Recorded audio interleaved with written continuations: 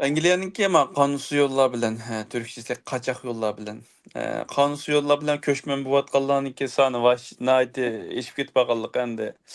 BBC-niň habary karaganda bu ýylnyňki nimeninki kanunsuz kelgen köçmenlerinki 18% Afgan, 13% Hı hı. İran, 10% Vietnam, 10% Türk. Hazır Türkler Suriyelikleriň aldyga ötüp gitdi. 9% Suriyeli var eken, 10% Türkler var eken.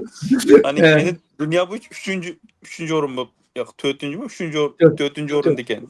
4-nji orun diken. Lekin Suriyelilerning aldyga ötüp ketdi. Ötüp gitipdi. Evet. Ya bununla nispeten hem de kanda karışığınız. Ben mesela hazır Uygurlar Avrupa'ya kaçıp gitip bardı. Avrupa'ya mesela Bununla gitip bardı bununla degende.